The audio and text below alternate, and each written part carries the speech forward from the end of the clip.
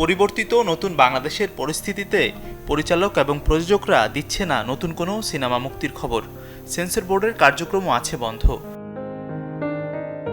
তবে সবচেয়ে বড় সংকট, দীর্ঘদিন ধরে হচ্ছে না কোনো ছবির শুটিংয়ের কাজ। টেকনিশিয়ান থেকে শুরু করে শিল্পী নির্মাতারা পার করছেন বেকার সময়। তাই কাজে ফেরাটা জরুরি বলে মনে করছেন সময়ের ব্যস্ততম দুই নির্মাতা। আমাদের শুটিং শুরু করতে হবে সবার, কারণ আমাদের অলরেডি যারা ছোট ছোট শিল্পী আছেন, যারা টেকনিশিয়ান আছে, তাদের অবস্থা খুব খারাপ।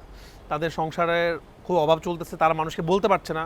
আমরা যখন বন্যাতে সাহায্য করছি, তারা তো দেখা যাচ্ছে, কিন্তু তাদের কষ্টটা দেখা যাচ্ছে না। তারা হয়তো লজ্জা কাউকে বলতে পারছে না, যেটা মেকআপ থেকে শুরু করে কস্টিউম, অনেক ডিরেক্টরদের অবস্থা। কারণ যেহেতু কাজ হচ্ছে না, তাহলে কীভাবে তারা ইনকাম করবে? এত দীর্ঘ সময় যখন কাজ না থাকে, তো সেটা তো তারা তো এই কাজটাই পারে এবং এই কাজটাকে তারা ভালোবাসে।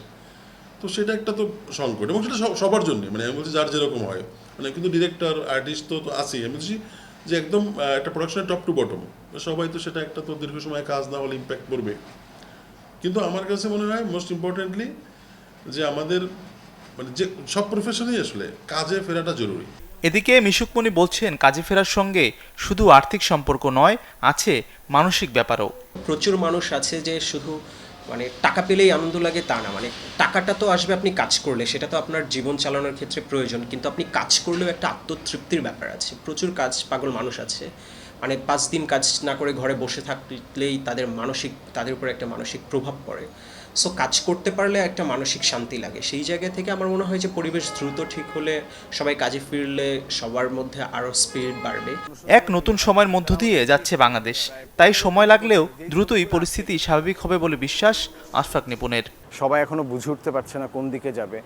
হোপফুলি খুব তাড়াতাড়ি সবাই কাজে ফিরতে পারবেন, কারণ আসলে আমরা যেন নির্ভয়ে কাজ করতে পারি, সেই কারণেই তো আসলে এই আন্দোলনটা শিল্পীদেরও আন্দোলন ছিল। কেন? কারণ আমরা যেন যেই ধরনের কাজ করতে চাই, যেভাবে করতে চাই, সেটা যেন করতে পারি।